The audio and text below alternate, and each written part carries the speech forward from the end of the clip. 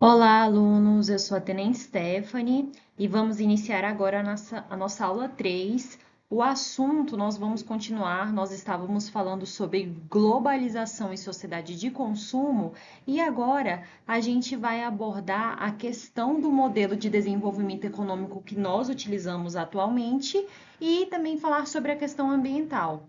E no final vamos fazer exercícios comentados sobre o assunto, tá? Vocês sabem que a globalização e a sociedade de consumo têm uma relação complexa que está atrelada aí ao desenvolvimento econômico e à questão ambiental, e é isso que a gente vai ver na aula de hoje.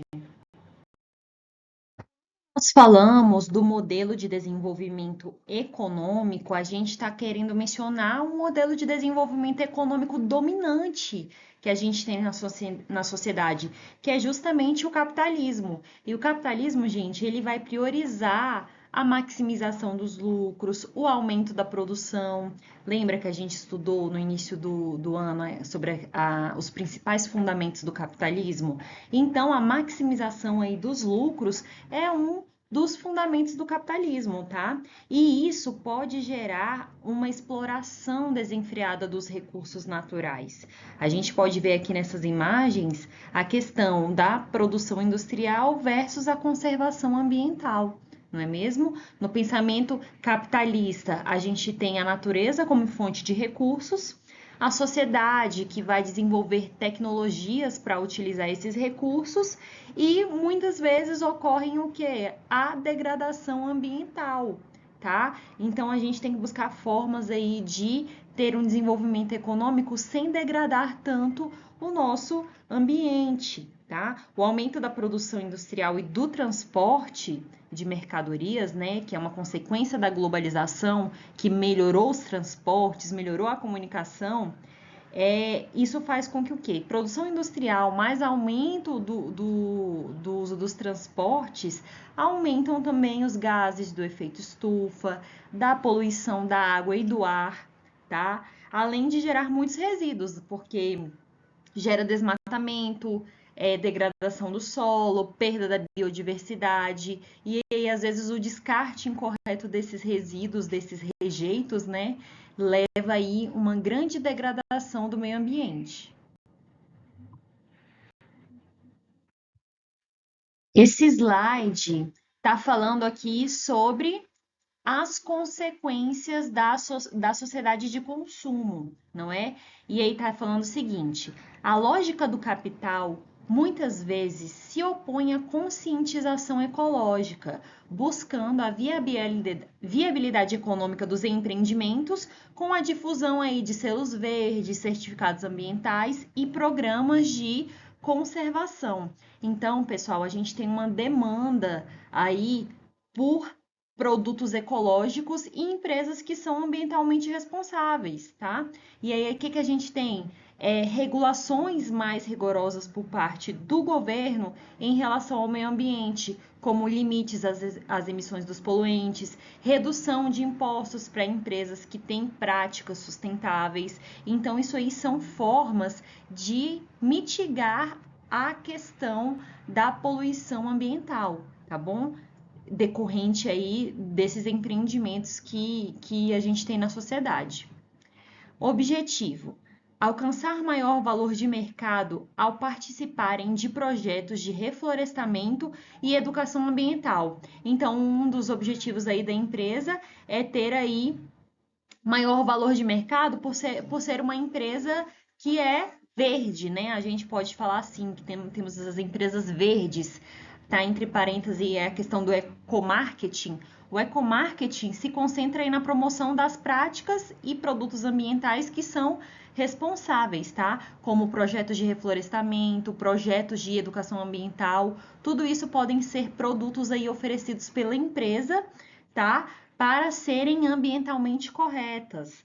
Um exemplo, vocês já viram nos palitos de picolé que vem escrito assim, que é madeira de reflorestamento, ou os lápis da Faber-Castell também vem avisando que é uma madeira de reflorestamento. Isso é uma forma aí de ecomarketing, tá bom? E as empresas acabam se beneficiando, como eu já falei, porque a gente tem uma redução de impostos para empresas que possuem essas práticas sustentáveis. Tranquilo?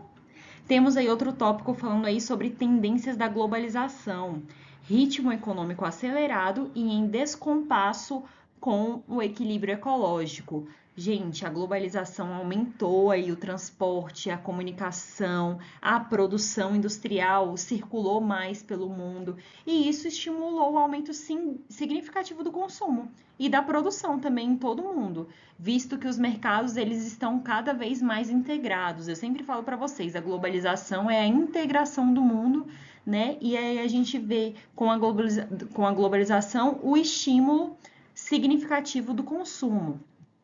Consequências. Quais são as consequências, gente? Problemas ambientais e mudanças climáticas. Então, a gente vem estudando desde a primeira aula lá sobre a sociedade de consumo preconizada aí por Zygmunt Bauman.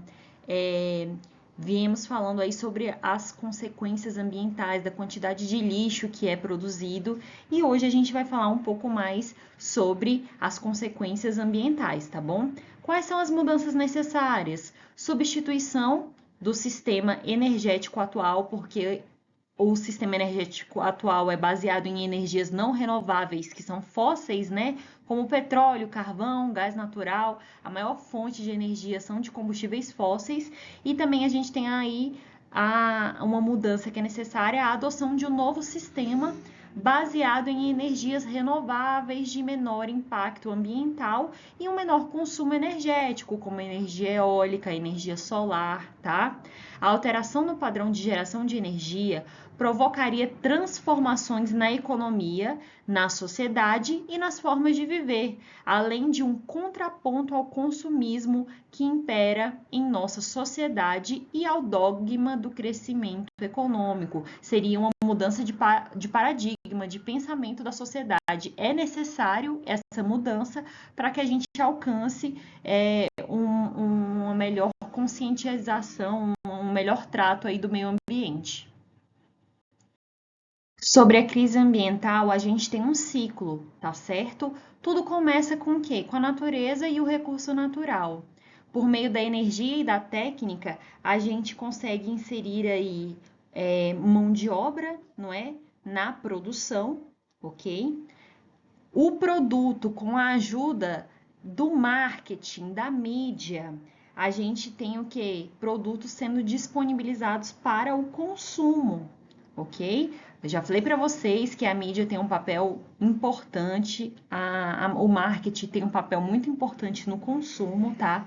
Esses produtos geram resíduos, tá? Esses resíduos, eles não vêm só da produção final. Essa seta preta tá falando o quê? Que a produção também gera resíduo, tá? Então, não é só o resíduo final do produto. Durante a produção também se geram resíduos, tá bom? E esse resíduo, ele pode ser tratado de forma paliativa, que são os 3 R's, né? Que são o quê? Reduzir, reutilizar e reciclar, tá?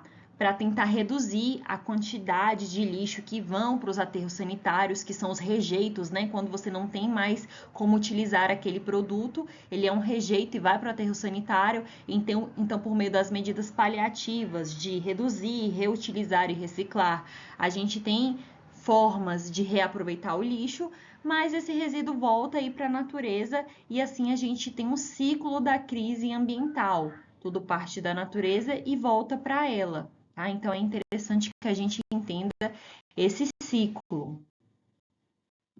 A primeira questão que nós vamos trabalhar sobre esse assunto, todas as questões utilizadas aqui, gente, são do livro didático de vocês, nesse caso aqui é do volume 2, tá? E aí tá falando o seguinte, uma questão da UDESC de 2013. A definição de desenvolvimento sustentável mais usualmente utilizada é a que procura atender às necessidades atuais sem comprometer a capacidade das gerações futuras. Muito importante isso, gente. Sem comprometer a capacidade das gerações futuras é um dos parâmetros do desenvolvimento sustentável. Isso significa optar pelo consumo de bens produzidos com tecnologia e materiais menos ofensivos ao meio ambiente. Utilização racional dos bens de consumo, evitando-se o desperdício e o excesso, e ainda, após o consumo, cuidar para que os eventuais resíduos não provoquem degradação ao meio ambiente, principalmente ações no sentido de rever padrões insustentáveis de consumo e minorar as desigualdades sociais. O Brasil está em uma posição privilegiada para enfrentar os enormes desafios que se acumulam. Abriga elementos fundamentais para o desenvolvimento, parte significativa da biodiversidade e da água doce existente no planeta, grande extensão de terras cultiváveis. De acordo com essa definição, o desenvolvimento sustentável pressupõe a traçar um novo modelo de desenvolvimento econômico para a nossa sociedade com o uso racional dos recursos naturais disponíveis e indisponíveis. Gente, indisponível, essa questão ficou muito estranha com esse final aí falando sobre utilizar recursos indisponíveis, ok? Então, provavelmente essa não é a alternativa correta. B, a redução do consumo das reservas naturais com a consequente estagnação do desenvolvimento econômico e tecnológico. Pelo contrário, está falando aqui qual é o objetivo aí do desenvolvimento sustentável? É desenvolver, não é? Desenvolver sem agredir o meio ambiente. Então, o desenvolvimento, ele precisa continuar, tá? Não é para estagnar o desenvolvimento. Essa não é a ideia do desenvolvimento sustentável. C, a preservação do equilíbrio global e do valor das reservas de capital natural, o que não justifica a desaceleração do desenvolvimento econômico e político de uma sociedade. Olha só, gente, a preservação ambiental, a preservação do equilíbrio ambiental não deve aí desacelerar o desenvolvimento econômico, mas não tem como ser viável continuar da mesma forma, tá? Tem que ter uma desaceleração. De qualquer forma, é importante que tenha uma desaceleração. Continue o desenvolvimento, mas uma conscientização para que desacelere a quantidade de consumo que nós fazemos atualmente. Então, provavelmente essa também não é a questão correta. Letra D. A distribuição homogênea das reservas naturais entre as nações e as regiões em nível global e regional. Essa alternativa, pessoal, não se relaciona com a definição de desenvolvimento sustentável apresentada no enunciado, tá? E letra E, definir os critérios e instrumentos de avaliação do custo-benefício e os efeitos socioeconômicos e os valores reais do consumo e da preservação. Pessoal, a resposta correta é a letra E, tá? A gente tem aqui um excerto falando assim: por muitas décadas, a sociedade global agiu sem saber das consequências de tais atitudes, e quando elas se tornaram conhecidas, como a rarefação da camada de ozônio, efeito estufa e outros, houve um frenesi sobre o fim dos recursos, levando a uma corrida desesperada para reverter os danos. Hoje, o que a sociedade busca é alcançar um equilíbrio entre o desenvolvimento socioeconômico e a preservação dos recursos, e é exatamente isso que o desenvolvimento sustentável prega, tá certo? O efeito, questão número 2, né? Aí tá 6, mas a gente está trabalhando na segunda questão. FUVEST de 2015. O efeito estufa e o lixo são, talvez, as duas manifestações mais contraditórias da vontade de dominação da natureza, posta em prática pela racionalidade instrumental e a sua tecnociência. Com o objetivo de aumentar a produtividade, que na prática significa submeter os tempos de cada ente, seja ele mineral, vegetal ou animal, a um tempo da concorrência e da acumulação de capital, esqueceu-se de que todo trabalho dissipa energia sob forma de calor, efeito estufa, e que a desagregação da matéria ao longo do tempo torna irreversível, lixo. Conforme o excerto acima, é correto afirmar: A. Com o aumento da produtividade, será possível vencer o efeito estufa e superar o problema da produção de lixo. Não, né, gente? Se aumentar a produtividade, vai superar o efeito estufa? A gente tem que mudar as nossas atitudes. B. A humanidade superou os problemas decorrentes da produção de lixo, graças à racionalidade instrumental e à tecnosciência. Não superamos. C. Os tempos da concorrência e da acumulação de capital vêm sendo subordinados ao tempo da natureza. Vamos ver.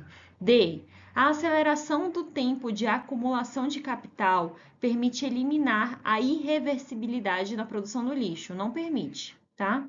E.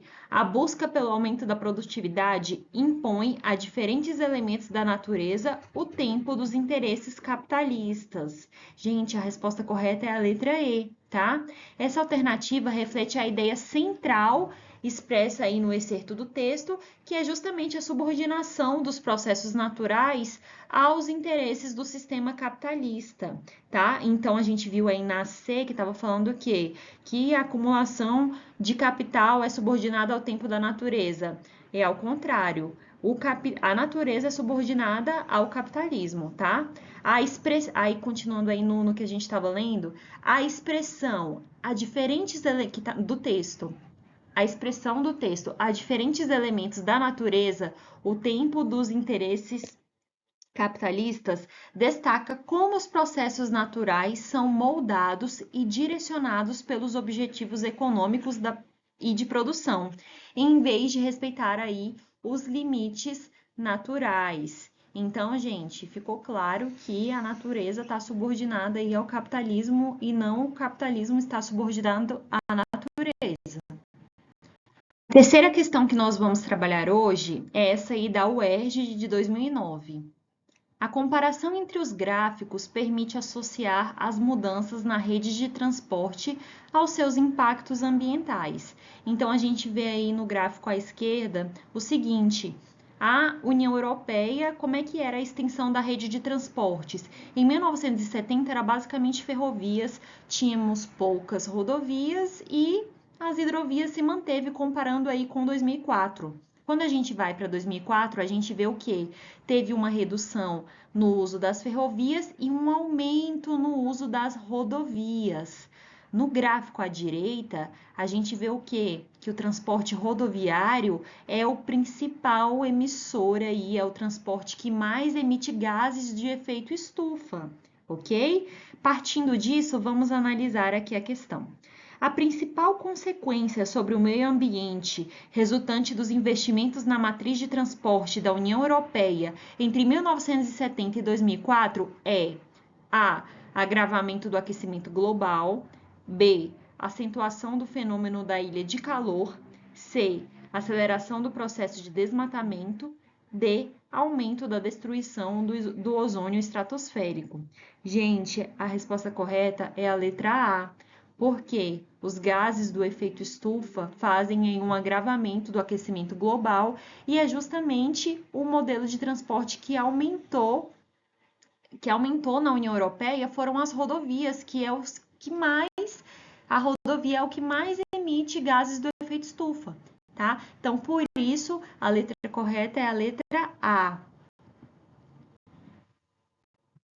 Pessoal, essa é a nossa aula de hoje. Eu espero que vocês tenham aproveitado. Qualquer dúvida é só entrar em contato com a equipe de geografia, tá bom? Até mais!